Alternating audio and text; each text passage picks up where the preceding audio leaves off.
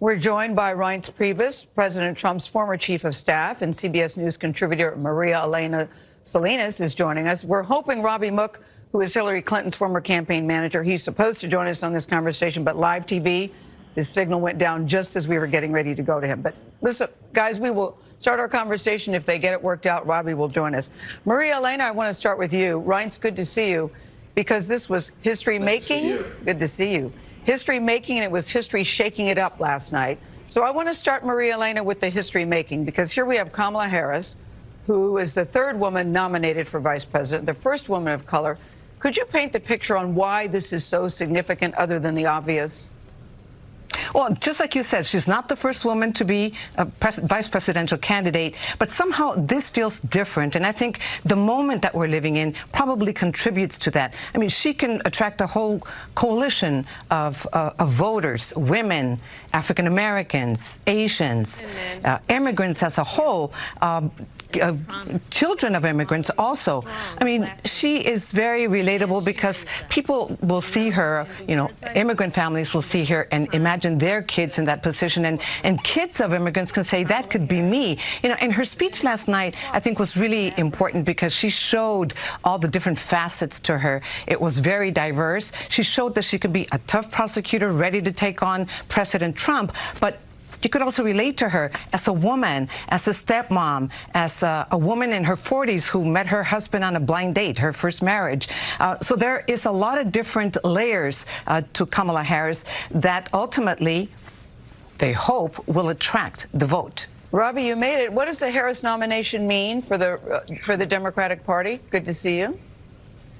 That's Reince. There's Robby. Good to see you, too. You know, there were a few technical glitches at the DNC last night, too, so it's all part of the, the genre. It's all good. Look, this was really historic, obviously. Given that, what was very interesting to me last night was that Harris really spent the time in that speech to talk about herself, her biography, where she come from, what she believes in, her family, so on and so forth.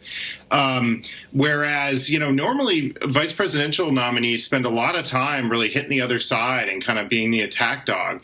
And President Obama ended up kind of playing that role. So I thought that was very interesting and really good, because this is someone a lot of voters, although she was in the primary, a lot of voters hadn't heard from before. So I thought it was important that she had that opportunity to provide that background. Reince, Republicans have painted Senator Harris as some too progressive. Others say she's not progressive enough. How do you think that Republicans will take her on?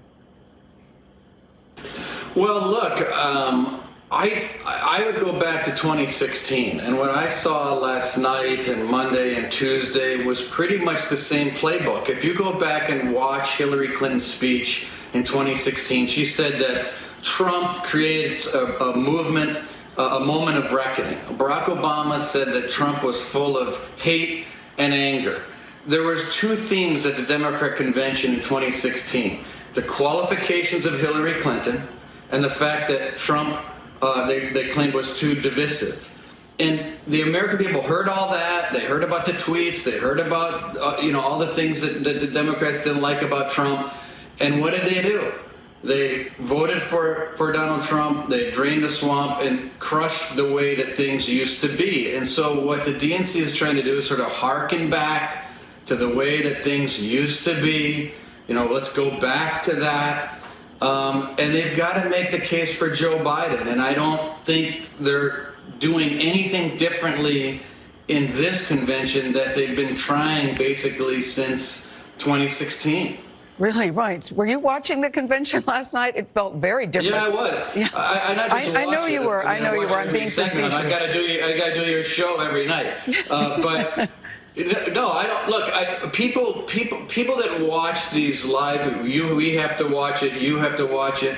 Conventions generally don't include a lot of persuadable voters. Mm-hmm. What matters is, how does the news play the next day? How does the news feed into folks that aren't sitting and watching conventions, virtually? Those types of people they have their minds set. They know what they're doing. They either love Trump or they don't love Trump, or they don't know much about Biden, but they know they don't like the president, so they're watching. So persuadable voters don't watch virtual conventions. But you know, Robby, last night President Obama said something that I thought was very interesting. He said most voters may have already made up their minds, but he really issued a call. He said the democracy of this country is at stake. It was a code red. He called it, it seemed, a national emergency, clean up on aisle 3, where at times it felt like he was pleading and imploring voters, Democrats and Republicans, to pay attention to this, that the democracy is at stake. We have never seen anything like that before. What was your take on that, Robby? Yeah, well, you know, Reince was talking about 2016, you know, and Reince knows more about Wisconsin than me, but Donald Trump got less votes in Wisconsin than Mitt Romney, right? Trump didn't win by getting more votes. Trump won by people either deciding not to turn out or voting for third-party candidates. And I think part of what President Obama was trying to do was send out that call, that beacon to everybody to say, we can't sit back. You know, it's getting harder to vote in some places because of COVID, because of efforts to suppress the vote. And he was saying, you got to do everything you can to get that vote in. So I think that was very important. And to Reince's point, you know, about who watches this, he was talking to the base. And we really heard President Obama in particular talking to young people. And so I think that was a very important piece of work here. I get particularly worried, like 2016, we hear all the time Biden's doing well in the polls. This can change. And so I think it was very important to put people on notice. We all got to do our part. I thought, too, President Obama made a point of saying that, listen, he was a better president because of Joe Biden. I thought he made that case very well.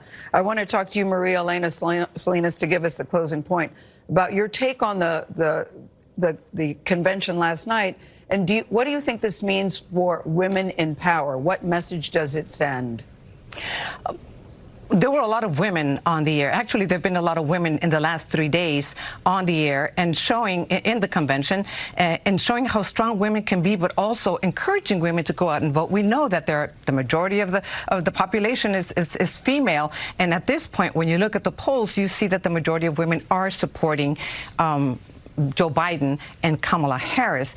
But another theme that we have heard throughout the whole convention is making sure that people go out and vote.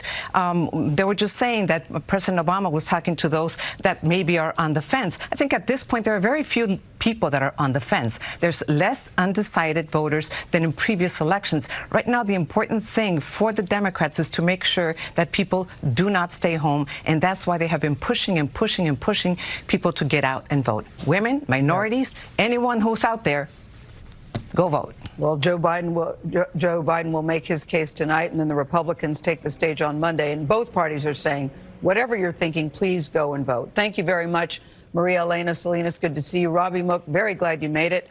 Reince Priebus, always good to see you, too. Thank you for getting up with us this morning, because I know you're up late.